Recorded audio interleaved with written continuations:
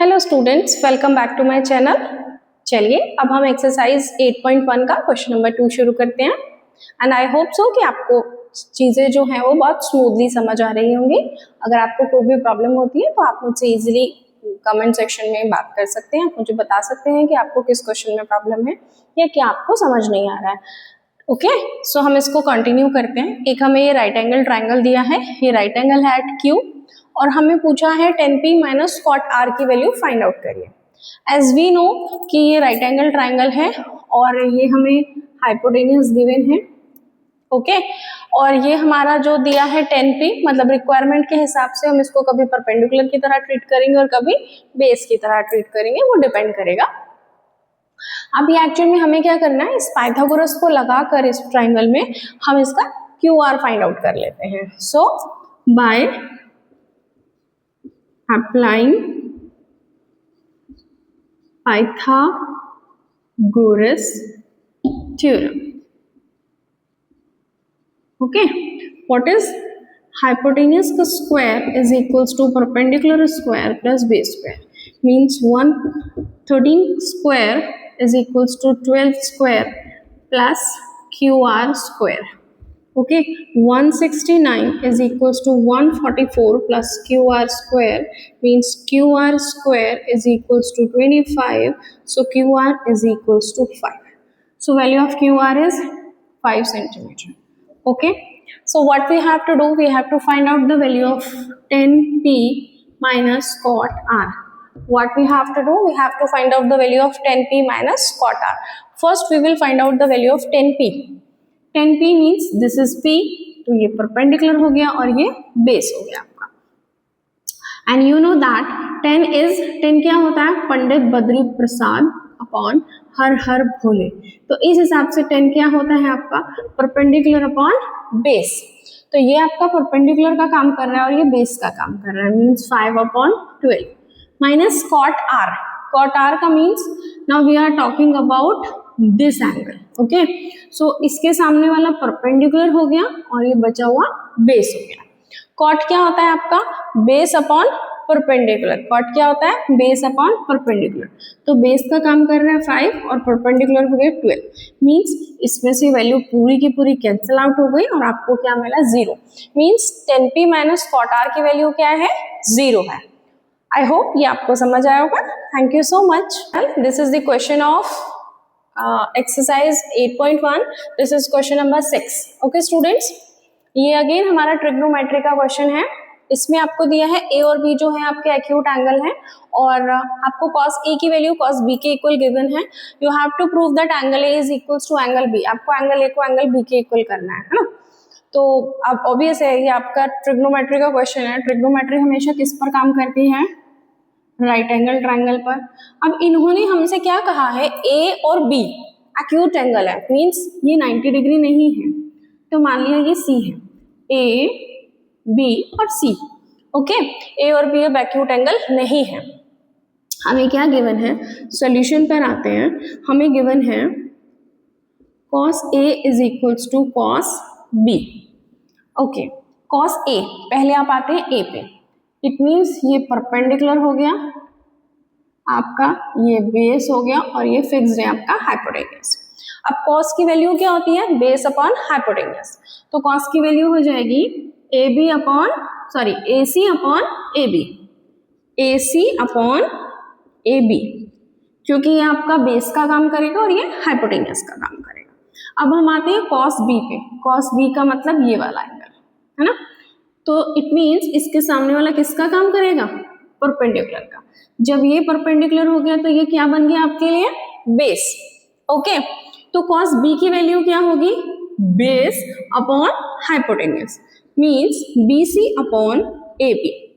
अब आप देख रहे हैं यहाँ भी ab है और यहाँ भी ab है, तो इस ab से ये भी कैंसिल आउट होता है। अब ये बन गया ac is equals to bc, means this ac is equals to this bc। Means ये आपका कैसा ट्राइंगल बन गया, isosceles triangle. And we know that जो आइसोसेलेस ट्राइंगल होता है उसके जो अपोजिट एंगल्स होते हैं to the equal size equal sides, that they are also equal. Means we know that the opposite angle of an isosceles triangle of equal sides are also equal. Means you can directly write AC के opposite angle क्या हो गया B, और B का opposite angle क्या हो गया A. Means इस जो BC साइड है इस पूरी साइड का opposite angle क्या हो गया A, which we have to prove. यहाँ पे आप रीजन देंगे, आप रीजन क्या देंगे, angle are equal to the opposite sides of an isosceles triangle.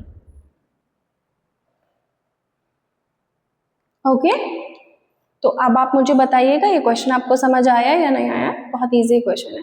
Okay, question number है 7, एक्सरसाइज 8.1 का हम क्वेश्चन नंबर 7 कर रहे हैं. अब आप ये देखिए अगेन, क्योंकि ट्रिग्नोमेट्री का क्वेश्चन है तो मैंने ऑलरेडी राइट एंगल ट्रायंगल बना लिया है और मैंने इसको राइट एंगल लिया है बी पर.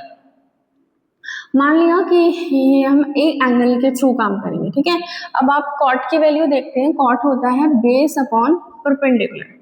तो मान लिया कि ये सामने वाला परपेंडिकुलर है, अगर इस एंगल के लिए काम कर रहे हैं तो ये बेस हो गया, ये हाइपोटेन्यूज. तो बेस की वैल्यू है आपकी 7 और परपेंडिकुलर की वैल्यू है 8. ओके, तो आप पाइथागोरस अप्लाई करके AC square is equals to AB square plus BC square means 8 square plus 7 square means 64 plus 49 means 13 और 11. 113 AC square means AC is √113. Okay, तो हमारे पास AC की ये वैल्यू आ गई. AC मीन्स हाइपोटेन्यूज की वैल्यू आ गई. अब देखिए ये आपको गिवन था, इसकी आपको वैल्यू फाइंड आउट करनी है. तो अभी एक ऑप्शन आपके पास क्या आता है, या तो आप इसकी डायरेक्ट वैल्यू रख लीजिए साइन थीटा की यहाँ से निकाल के, या पहले थोड़ा इसको सॉल्व कर लीजिए फिर वैल्यू रखिएगा. अब देखिए क्या है ये है 1 plus sine theta 1 minus sine theta, मतलब a plus B a minus B, यानी a square minus B square. Similarly नीचे आप देख रहे हैं a प्लस बी और a माइनस बी, यानी a square minus B square. Means 1 का स्क्वायर तो 1 का स्क्वायर ही हो गया है ना. आप इसको स्क्वायर लिखना चाहे लिखिए, अदरवाइज 1 लिख दीजिए. अब देखिए साइन थीटा होता है आपका परपेंडिकुलर अपॉन हाइपोटेन्यूज. हमारा परपेंडिकुलर है ये और हाइपोटेन्यूज की वैल्यू आई है हमारी 100 √113. तो मैं वैल्यू रख लेती हूँ 8 अपॉन √113 का होल स्क्वायर. सिमिलरली नीचे वैल्यू रख लेते हैं.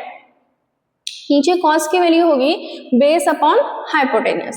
बेस है आपका 7 और हाइपोटेन्यूज अगेन 113 मीन्स √113 का होल स्क्वायर.